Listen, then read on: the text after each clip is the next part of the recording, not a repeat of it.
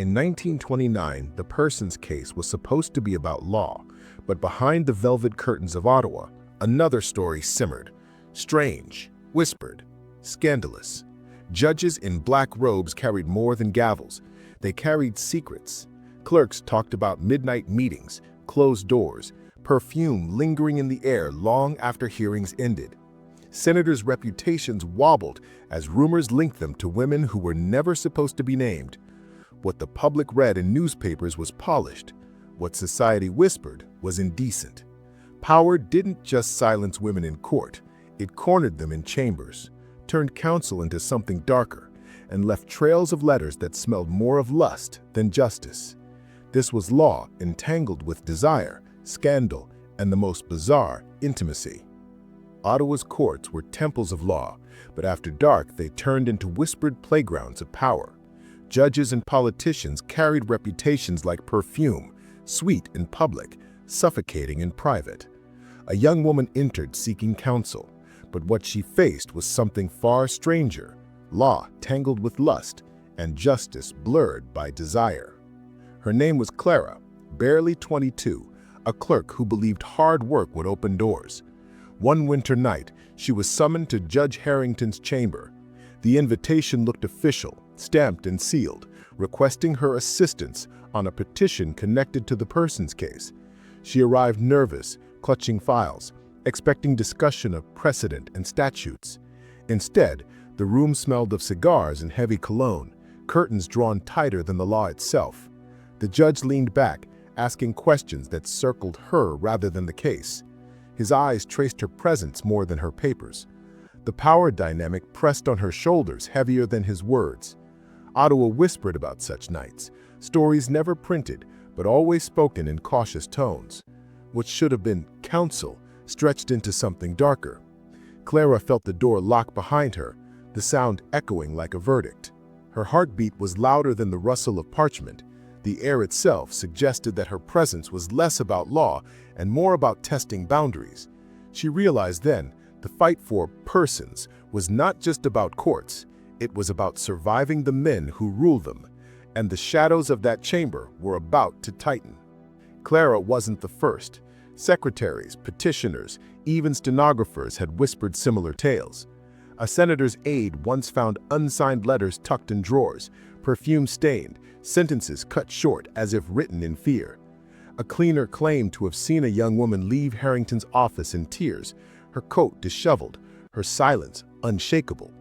These fragments pieced together a mosaic of misconduct no one dared confront. The Persons case may have been argued in daylight, but at night its architects blurred boundaries between professional counsel and private intimidation. Women were humiliated quietly, forced into silence by the weight of reputation. Harrington asked Clara why women were so eager for Senate seats, his tone laced not with curiosity, but mocking suggestion. Power is one thing, my dear, but influence is another. His fingers tapped the desk with deliberate rhythm, each pause filled with insinuation. Clara swallowed her reply, realizing every word could twist against her. The court records showed only polished arguments, but beneath the ink was a reality of predatory gamesmanship. And still, no one outside dared to name it. But Clara was about to see how silence, once broken, could shatter more than glass. Weeks later, a packet surfaced. Inside were letters, unsigned but undeniable, describing encounters behind chamber doors. One detailed a midnight consultation where a judge pressed too close, demanding loyalty in ways far from legal. Another noted Clara's perfume left deliberately on the judge's desk as a token he claimed was evidence of cooperation. These letters suggested more than impropriety. They revealed an unspoken contract of fear. Politicians panicked. If such stories became public, the Persons case would no longer be a dignified legal battle, but a scandal of flesh and power. Newspapers already circled with appetite for sensation. The risk wasn't just the women losing recognition, it was the empire itself losing face. Clara's name appeared between the lines, her presence unmistakable. She realized now that her silence wasn't protection, it was ammunition others could use. The law had declared women not persons, but these letters showed the truth. Women were always persons enough to be cornered, exploited, and silenced. The hypocrisy reeked stronger than the cologne in Harrington's chambers. And once hypocrisy is exposed, it rarely stays contained within four walls. Clara's whispers reached the famous five. They knew the legal battle was monumental, but Clara's story showed the human cost. This wasn't only about Senate seats, it was about women forced into humiliating positions just to be heard. The scandal grew in undertones, shaping every hallway conversation in Ottawa. Politicians feared the London appeal not because of jurisprudence, but because a storm of rumor might spill into headlines. Clara chose her defiance carefully. She wouldn't publish the letters, not yet, but she carried them as armor, proof that her silence was no longer weakness, but leverage. She told the women leading the petition, "If they can call me less than a person, then they admit what they did was to a ghost." That line, repeated in drawing rooms, struck like lightning. The person's case became both legal and moral, a fight against erasure in the court and exploitation in the chamber. The scandal would not be erased, it would fuel the fire. Clara understood then that the strangest sexual stories weren't whispered in boudoirs, but written in law books and hidden in shadows. And shadows always move when the light grows brighter. The appeal to London was looming, but so were the scandals. Judges carried gavels by day and rumors by night. What unfolded next would expose not just laws, but private sins. The next chapter reveals how whisperers turned into leverage and how the empire's highest court faced its dirtiest secret. By 1929, Ottawa's courtrooms echoed with legal arguments, but corridors hummed with darker notes. Behind every polished speech was a whispered scandal, and behind every judgment stood men desperate to guard reputations. What happened in the Persons case wasn't only about rights, it was about secret appetites wrapped in legal robes. The appeal to London approached, and nerves ran high. Senators feared more than a change in law, they feared exposure. Clara's story was only one thread. Another surfaced through Margaret, a typist barely 20, who entered the chambers of Senator Whitfield. He promised mentorship, guidance on political writing, and even hinted at recommendations for her career. She accepted, eager and hopeful. But inside his office, the tone shifted. He praised her handwriting with strange emphasis, leaning too close, touching the ink where her fingers had rested. His questions about her ambitions twisted into insinuations. "Do you know what influence requires, Margaret? It's more than words on paper." She tried to laugh it off, but his stare lingered, heavy and suggestive. Ottawa's gossip mill churned quickly. Colleagues whispered about Margaret being favored by Whitfield, her rapid promotions framed as proof. In truth, she carried the weight of his advances, the dread of each closed-door meeting. The contradiction was brutal. Women fought to be recognized as persons, while men used that denial to blur the line between power and predation. The secret bargains of influence stained the case long before the judges spoke, and Margaret's silence was cracking under the pressure. Evidence of Whitfield's behavior surfaced in fragments.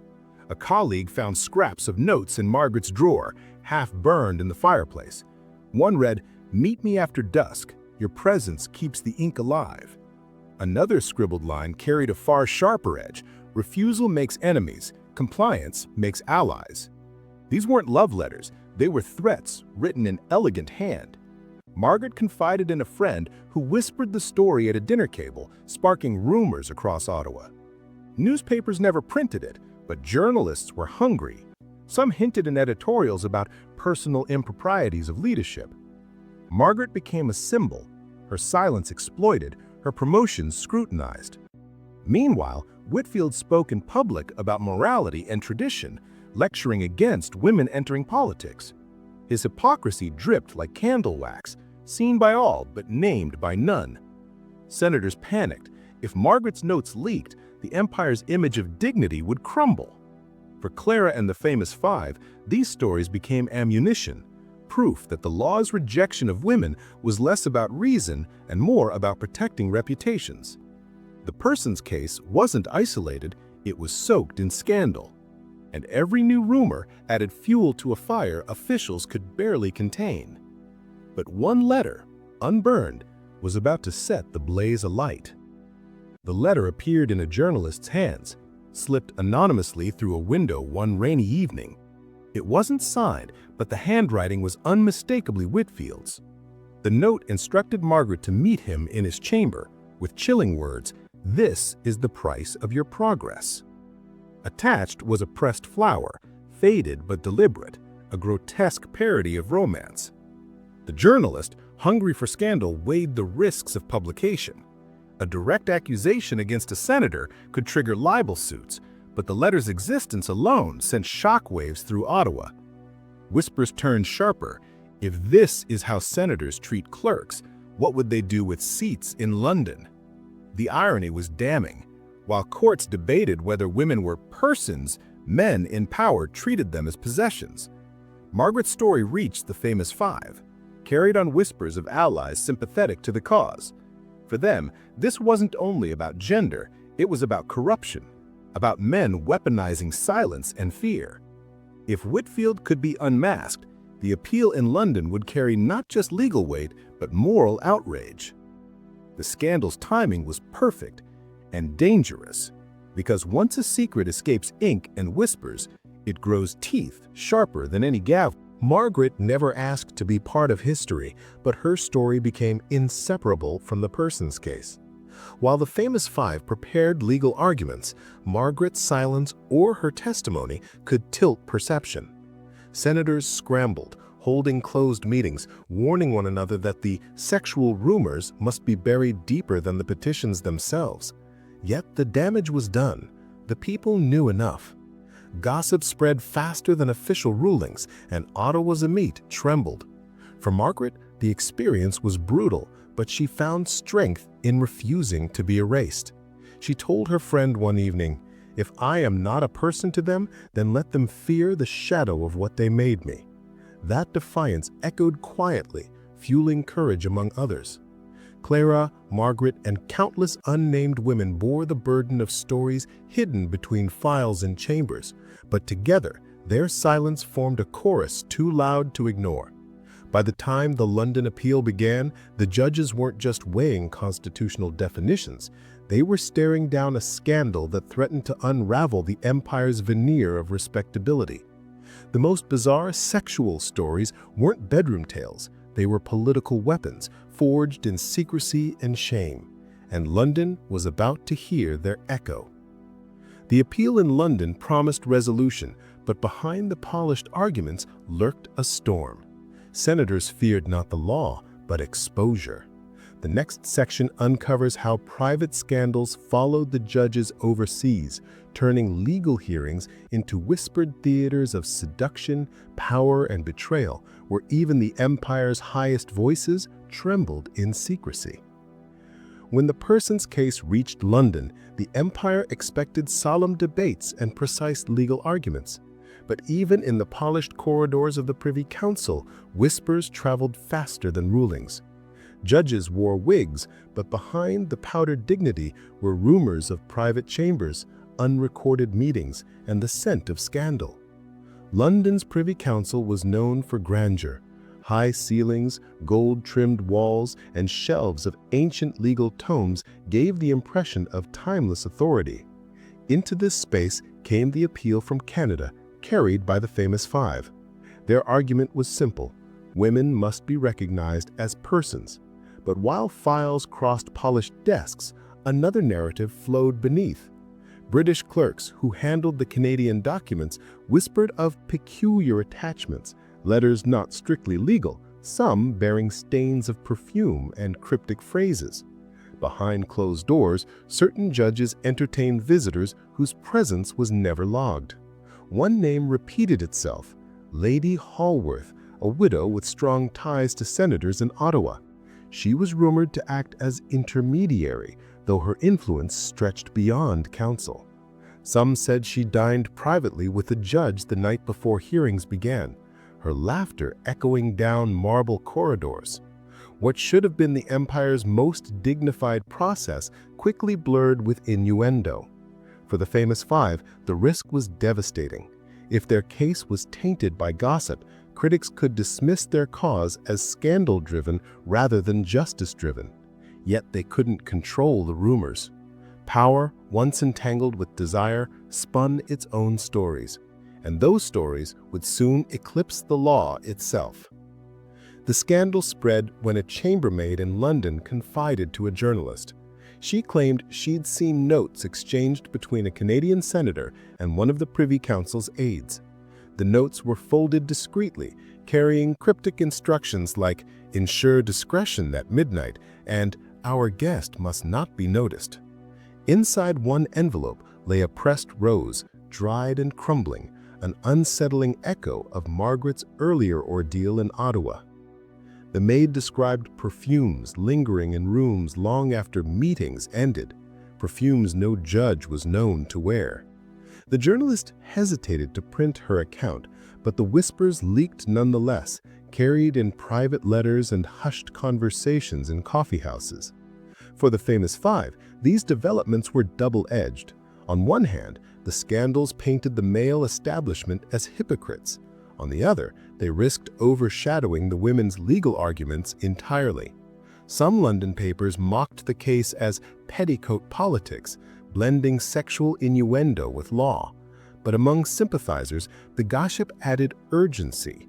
If women weren't recognized as persons, then the very system reeked of men guarding privilege through corruption and coercion.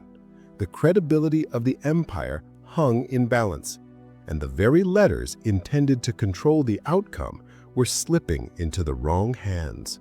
The twist came when an anonymous packet arrived at a solicitor's office, tied with a crimson ribbon. Inside were letters, some from senators in Canada, others from aides in London, discussing more than legal briefs. Phrases leapt off the page. "Your charm secures more than arguments," "She must be softened before tomorrow," and "Our secrets keep us stronger than any verdict." One note, shockingly, bore the signature of a judge's clerk, describing how Lady Halworth's company swayed decisions. The solicitor, torn between duty and scandal, leaked a portion to a sympathetic MP. In Parliament's corridors, the revelations buzzed like hornets. Could the empire's highest court be swayed by flirtations and secret trysts? The possibility alone threatened the legitimacy of the ruling. The famous five were stunned but strategic. They didn't acknowledge the letters publicly, but allowed the whispers to grow. They knew the empire prided itself on honor. If the council was suspected of impropriety, their appeal gained leverage. Still, danger loomed. If the letters were dismissed as fabrications, the women's cause would collapse under accusations of scandal-mongering. But the timing was ruthless, and the scandal was too vivid to ignore. And when Parliament itself gossips, even judges cannot remain untouchable. The Privy Council proceeded with hearings, but the air was heavy with distraction. Every argument from the Women's Council landed alongside whispers of midnight meetings and secret dinners. Clerks exchanged knowing glances. Journalists lingered outside chambers, searching for glimpses of Lady Halworth. What should have been a purely constitutional debate became theater. Yet in this theater, the famous five found opportunity. They understood that scandal humanized their struggle. The men who denied them personhood were not stoic arbiters. They were flawed, vulnerable, and, as gossip revealed, entangled in their own webs of impropriety. For Clara and Margaret, who followed events from Ottawa, it was vindication. Their humiliations were not isolated. They were part of a system that bent women into silence. London's scandal proved it. In the end, the council recognized women as persons, a triumph written into law. But beneath the parchment victory lay another truth. Sexuality and power had danced dangerously close in the corridors of justice. The ruling carried legitimacy, but the process carried stains. The weirdest sexual stories weren't about passion. They were about power misused, intimacy corrupted, and law compromised. and victory won in such shadows always leaves unfinished business behind. The verdict in London was celebrated as progress, but the shadows of scandal refused to fade. Back in Canada, senators faced questions not of law, but of reputation. The next section reveals how returning heroes clashed with lingering rumors, and how private sins threatened to undo a public victory. Canada celebrated the London verdict with parades and praise. Women were finally persons. But as the famous five returned home, applause mingled with whispers. Behind cheers of progress, private scandals clung like shadows. Ottawa's elite feared that what had been whispered in London might resurface in Canada, with names attached. The return voyage carried more than victory. It carried rumors across the Atlantic. Among the passengers on the ship back to Canada was a British clerk who had overheard more than he should. He spoke of letters, of Lady Halworth, of meetings that blurred law and desire. By the time the ship docked, fragments of gossip had reached Ottawa. Senators who had cheered in public now grew pale in private. Clara noticed the shift immediately. Her employer, once proud to mention her work, now avoided eye contact. Margaret overheard conversations cut short when she entered the room. The message was clear: the women had won the legal battle, but the war of scandal was just beginning.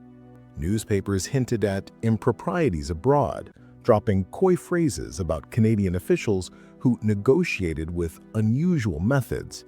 The public, still basking in the glow of progress, ignored it, at least for the moment. But in closed chambers, panic swelled. If London's whispers became Canadian headlines, careers could collapse. The law had been forced to accept women, but society had not learned to respect them. For Clara and Margaret, survival meant navigating a battlefield where truth was as dangerous as rumor. And the rumors were about to sharpen into names. The scandal escalated when a Toronto journalist obtained part of the Crimson Ribbon packet, letters exchanged during the London hearings. One bore a senator's initials, another contained a Privy Council aide's handwriting. Though no names were printed, the descriptions were unmistakable. Ottawa society erupted in speculation. Dinner parties turned into interrogations, every whispered detail magnified. Women who worked in Parliament were suddenly scrutinized. Margaret was accused of using her charms for access, while Clara was rumored to have traveled too closely with judges. None of it was true, but truth mattered little. Gossip served as trial, and innuendo delivered the verdict. The senators who once mocked women for seeking Senate seats now scrambled to defend their own reputations. Irony dripped from every headline. Meanwhile, the famous five remained dignified, refusing to address scandal directly. Their silence frustrated some allies, but protected the movement. Still, Clara and Margaret felt the sting. They became unwilling symbols of a system where sexual rumor was weaponized against women, whether as victims or as scapegoats. The scandal was no longer confined to chambers. It was everywhere, from newspapers to street corners. And one bold journalist was preparing to push it into the spotlight. The twist came with a front-page article in the Toronto Evening Gazette. The headline screamed, "Law, Lust, and London." The piece didn't name names outright, but it described a senator with a fondness for roses and a judge who courted influence through private company. Readers pieced together identities quickly. Panic swept Ottawa. One senator threatened lawsuits, but the evidence was too precise to dismiss. Clara's letters, once hidden as leverage, were now cited as proof of impropriety, though she had never released them. Someone else had. Margaret recognized phrases from notes she had tried to burn. The realization struck hard. Their private humiliations had become public weapons. The article painted them as entangled, even willing participants. The men's sins became their shame. For Clara, the betrayal was devastating. For Margaret, it was infuriating. They hadn't sought scandal, but scandal had found them. And while the London verdict had elevated women legally, Canadian society still dragged them down with sexualized caricatures. The irony was cruel. To be recognized as persons meant being targeted as women in the harshest way possible. The empire's dignity was crumbling, but so were their lives. And once printed in black ink, Scandal could never be erased. The fallout reshaped Canadian politics. Senators whispered of resignations, judges avoided public appearances, and Parliament scrambled to control the narrative. The famous five pushed forward, using the chaos as proof that women's presence was necessary to hold men accountable. Yet the personal toll on Clara and Margaret deepened. They were harassed in the streets, painted as symbols of seduction rather than courage. Clara, once quiet, found her voice sharp. "If my silence can be twisted, then I will no longer be silent." Margaret echoed her. "Their shame is not mine. Their letters prove who they are." Slowly, sympathy grew. Women across Canada, many of whom had endured similar humiliations, rallied behind them. The scandal that once threatened to destroy the movement now fueled it. It revealed how power corrupted intimacy, how law was compromised by lust, and how women bore the burden of both. The person's case was officially a victory, but its true impact lay in exposing hypocrisy. The weirdest sexual stories weren't fiction. They were the lived reality of a society terrified of women's equality. And the more the men tried to hide, the more the truth demanded to be seen. The London victory had turned into Canada's scandal, and the women who sought equality were now unwilling icons of corruption exposed. Yet the story was not finished. The next section reveals how scandal became a strategy and how sexual rumors, once weapons against women, were turned back on the men who started them. The legal triumph had been declared, but Canada's streets buzzed with gossip. Women had won recognition, yet men who once mocked them now feared exposure. Every whisper carried more danger than any verdict. What began as legal reform had transformed into a scandal that gnawed at Ottawa's very core. After the verdict, senators hosted grand dinners to celebrate progress, yet their eyes betrayed unease. Guests drank champagne, but conversations faltered when Clara and Margaret entered. They were no longer seen as quiet clerks. They were walking reminders of secrets too dangerous to ignore. In Parliament, men debated new laws, but in private, they scrambled to erase their past. One senator had been linked to Margaret through half-burned notes. Another carried the scent of scandal after being spotted too often near Clara's boarding house. The contradiction was absurd. Men who once insisted women were not persons now feared those same women as witnesses to their corruption. Journalists hinted at investigations. Some speculated the victory in London had been won not by law, but by undue influence, code for seduction and rumor. For the famous five, the tension was unbearable. Their legal fight risked being remembered not for justice, but for scandal. Clara felt it every time she walked past the courthouse. Margaret sensed it in every narrowed gaze. The empire had granted women recognition, but at home, society twisted that recognition into suspicion. And suspicion, once planted, grows into accusations that no law can contain. The escalation came swiftly. A Montreal paper published a veiled editorial titled "When Power Courts Influence." Without naming names, it described senators who blurred counsel with company and clerks who advanced through midnight conversations. Readers needed no help deciphering the illusions. Within days, rumors multiplied. Margaret's landlord confronted her, accusing her of entertaining officials. Clara's parish whispered that her presence in chambers was less about law and more about loyalty. These accusations weren't just humiliating, they were dangerous. In an era where women's reputations determined survival, scandal could ruin them entirely. At the same time, private letters began surfacing again.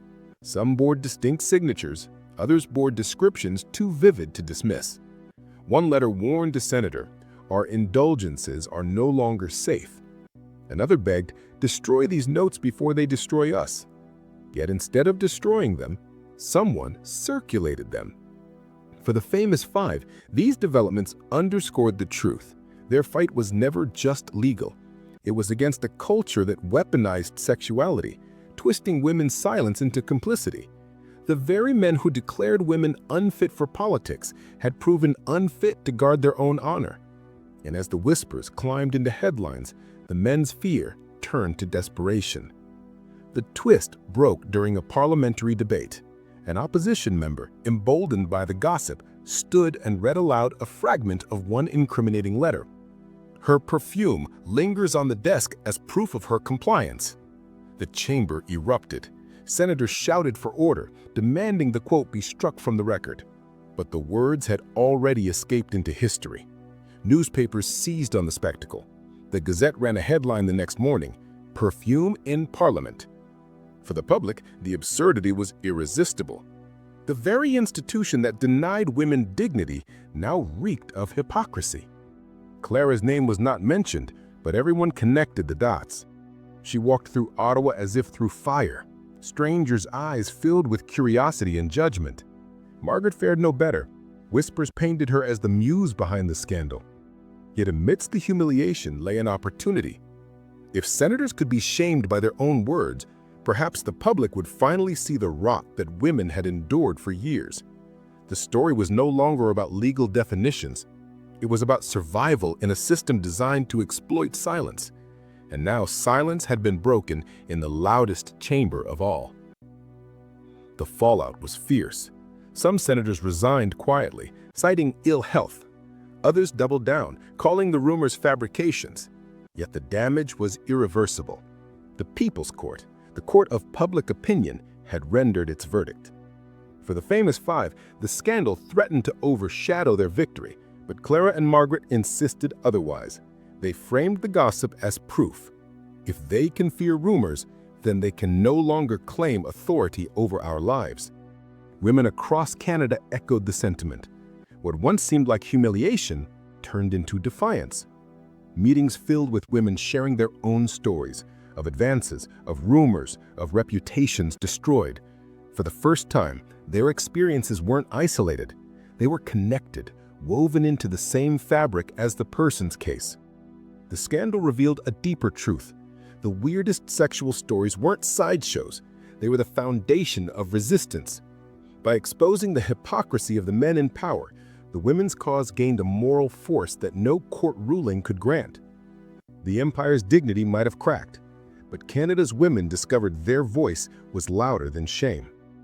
And once shame transforms into solidarity, no scandal can silence it again. The scandal had flipped, transforming from a weapon of humiliation into a tool of resistance. But the men in power weren't finished. Desperation breeds danger, and retaliation was already stirring. The next section uncovers how those accused fought back, turning rumors into counterattacks and dragging the women into an even darker arena.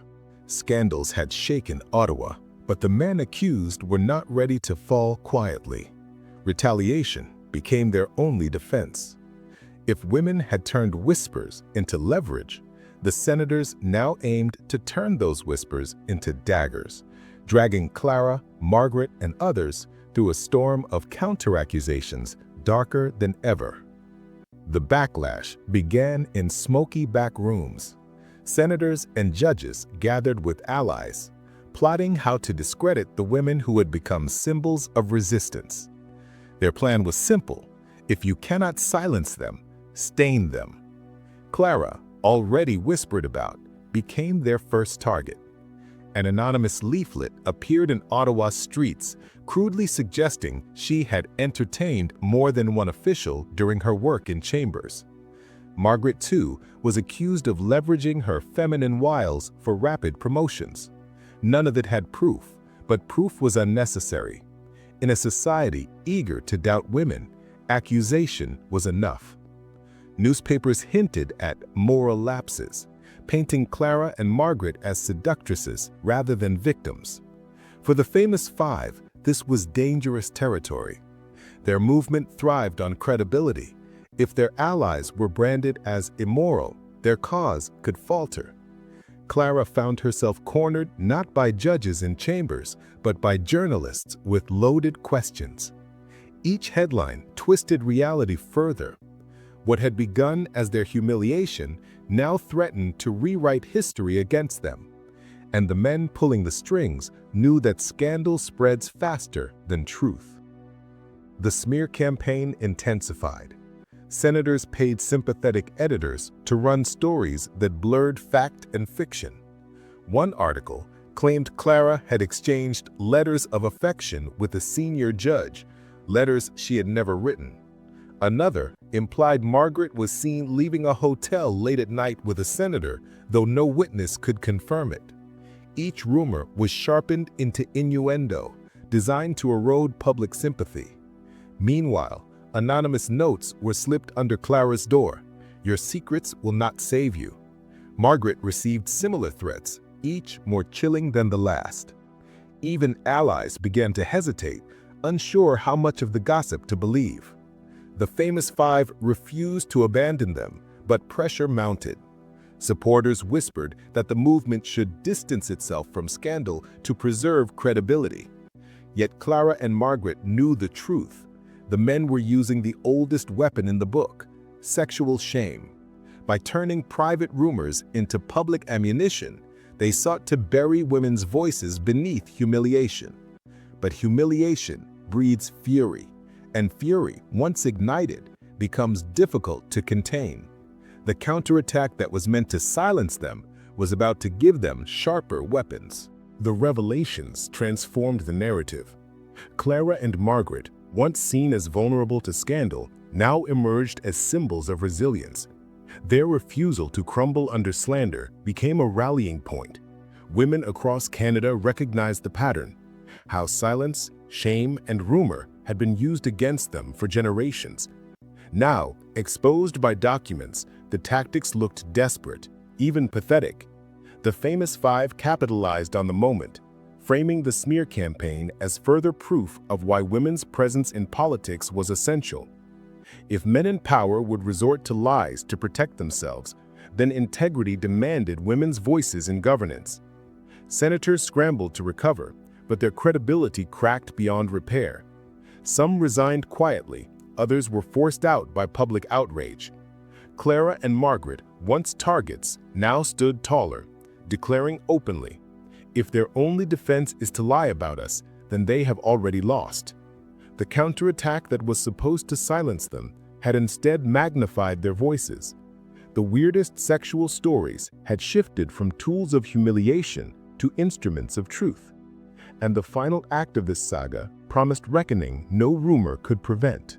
The aftermath reshaped Canada's political landscape. Senators resigned, reforms were introduced, and the smear tactics that once silenced women were now a stain on the men who used them. Clara and Margaret, though scarred, emerged as symbols of survival. They never sought fame, but history forced it upon them. The famous five's legal triumph was undeniable, but it was Clara and Margaret's scandalous journey that revealed the deeper rot. How sexuality had been weaponized to deny equality. How shame had been manufactured to protect power. Their stories, once whispered as gossip, now stood as lessons. For women across Canada, the message was clear. Silence could no longer be imposed by scandal. If men's reputations could fall, so could the false barriers they built. The person's case would be remembered as a legal milestone, but its strangest legacy lay in the bizarre sexual stories that exposed hypocrisy more effectively than any statute. Clara and Margaret turned humiliation into resistance, scandal into truth, and whispers into thunder. And once thunder rolls, it echoes across generations. The person's case ended in triumph, but its scandalous shadows lingered. History recorded the verdict. Society remembered the rumors. Yet in that tension lay the true legacy. Women who refused to be erased, and men undone by their own secrets. The weirdest stories had become the loudest truths.